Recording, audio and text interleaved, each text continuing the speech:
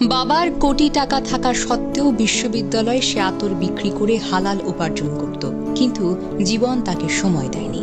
3 মাসেও বেশি সময় জন্ডিসে ভুগে অবশেষে গত জুমাবার রাতে আল্লাহর জিম্মায় চলে গেছে শাফি।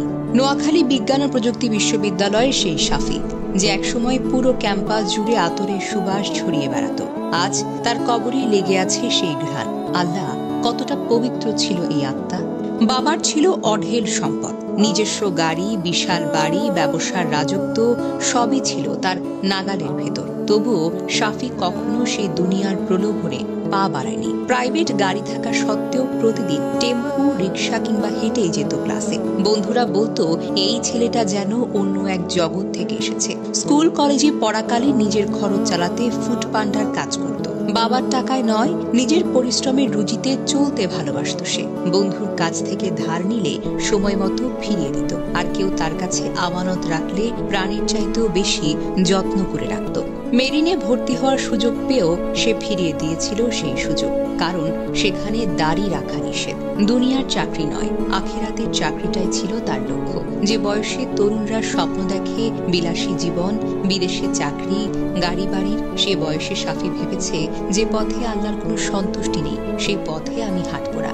এটাই তো ইমানের দৃঢ়তা, যা আজকের প্রজন্মে বেশ দুর্লভ। বিশ্ববিদ্যালয়ের ছাত্র হয়েও সে অবসর সময় আতর বিক্রি করত। কেউ ঠাট্টা করলে হাসি মুখে বলতো রিজিক আল্লাহর কাছ থেকে আসে, আর আতর বিক্রি করা তো হালাল। বন্ধুরা মজা করে বলতো শাফি শুধু আতর বিক্রি করে না, চরিত্রের সুবাসও ছড়ায়। এক শিক্ষক তার মৃত্যুর পর লিখেছেন, শাফি সবার মাঝে সুবাস বিলিয়ে দিত। সে ছিল আলো, সে ছিল সততার প্রতীক। ভাবুন তো, একজন ধনী পরিবারের সন্তান, যার হাতে টাকার অভাব ছিল না, তবুও তো বাবার টাকায় হাত দিত না, কারণ সেই টাকায় ছিল হারামের ছোঁয়া। বলতো হারাম রুজি দিয়ে কখনো দোয়া কবুল হয় না। কেউ কেউ বলে তার বাবার ব্যবসার সুদের ছোঁয়া ছিল, আর তাই তিনি বাবার টাকায় কিছুই করতেন না। এমন ইমানি সাহস, এমন আত্মসম্মান আজকের দিনে অলৌকিকতা ছাড়া আর কিছুই নয়। শাফি যেন আধুনিক যুগের মুসহাব ইবনে উমাইর রাদিয়াল্লাহু তাআলা আনহু, যিনি মক্কার ধনী পরিবারের সন্তান হয়েও ইসলামের জন্য কষ্টকে বেছে নিয়েছেন। মৃত্যুর পর তার জন্য কাফনের কাপড়ও পুরো শরীর ঢাকতে পারেনি।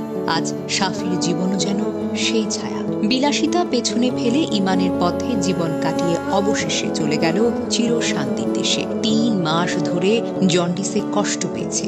বন্ধুরা হাসপাতালের বিছানায় দেখতে যেত, মুখে হাসি, চোখে তৃপ্তি। বলতো সব ঠিক হয়ে যাবে ইনশাআল্লাহ। কিন্তু গত জুমাবার রাতেই সব শেষ।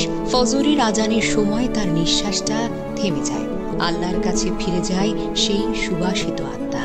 শাফি আমাদের শিখিয়ে গেছে সত্যিকারের সাফল্য গাড়ি, টাকা বা সার্টিফিকেটে নয়, বরং ইমান, সততা আর হালাল রুজিতে। সে দেখিয়ে গেছে আল্লাহর সন্তুষ্টি যখন লক্ষ্য হয়, তখন দুনিয়াটা তুচ্ছ হয়ে যায়। আল্লাহ এই তরুণটিকে জান্নাতুল ফেরদাউসের সর্বোচ্চ মর্যাদা দান করুন। তার মতো তরুণদের দ্বারাই পুনরুজ্জীবিত হবে মুসলমানদের আত্মা, আর তার সুবাস ছড়িয়ে পড়বে এই সমাজে। শাফির আতরের সুবাসের মতো ইমানের সুবাসে।